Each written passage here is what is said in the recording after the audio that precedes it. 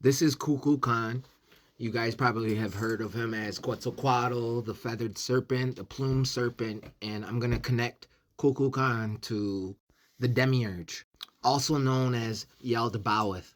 Here's a sketch from an ancient Greek Egyptian amulet that depicts this creature, and this is basically God that created the physical world.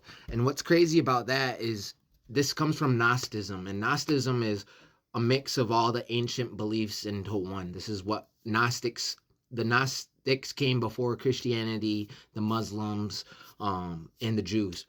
But they believe that this is one of the creator gods, the son or grandson of Sophia, the fallen angel, the divine feminine. And I already connected Sophia to Sky Woman. Sky Woman is Sophia.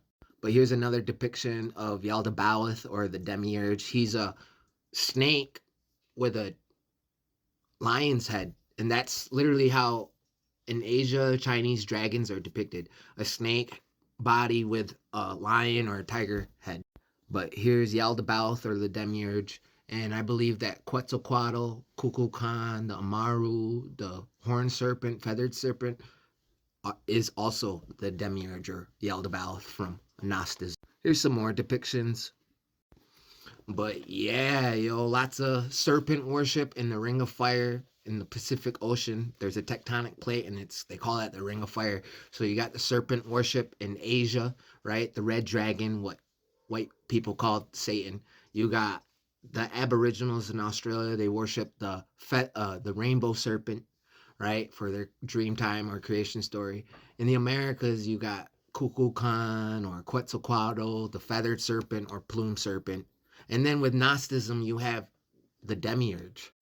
But Yaldabaoth is relevant, ignorant creator god, the demiurge, in Gnostic teachings, responsible for creating the flawed material world and trapping souls within it, believed himself to be the supreme deity while unaware of the true divine fullness, pleroma, often depicted as a lion-headed serpent. He is also identified with the God of the Old Testament and represents willful ignorance, embodying the belief that the material realm is a prison. And that's the same with like Sophia. So, Sky Woman, a fallen angel, an etheric being, a light being from a heaven or a sky world. The highest heaven fell through a hole in the sky and got trapped here in our world, the material world. And she was pregnant, right?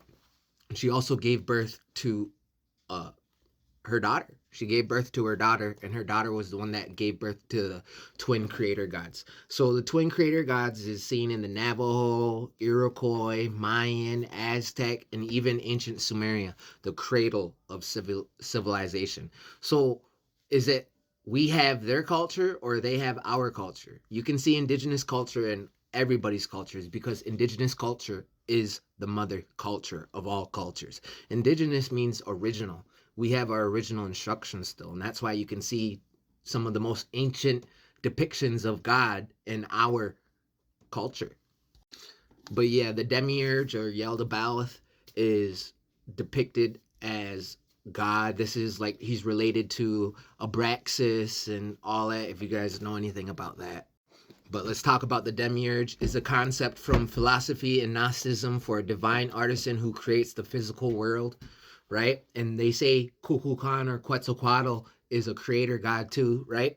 Originating from the Greek craftsman, but in Gnosticism, this creator is seen as an inferior, ignorant, or evil god, right? So they try to call us demonic or pagans, probably because they saw, the feathered serpent or whatever, right?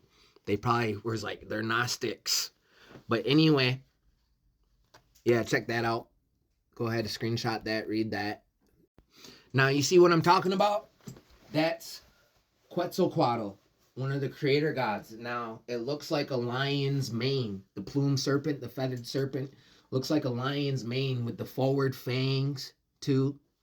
Come on, the yellow and red. Here's another one.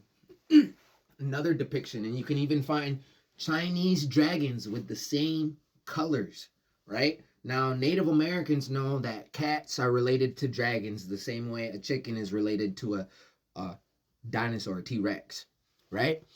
We have something in the Great Lakes called the Miji Biju. It's a underwater lynx, basically a cat dragon thing. But there you go. The demiurge or Yaldabaoth is possibly the feathered or plumed serpent known as Quetzalcoatl or Kukulkan.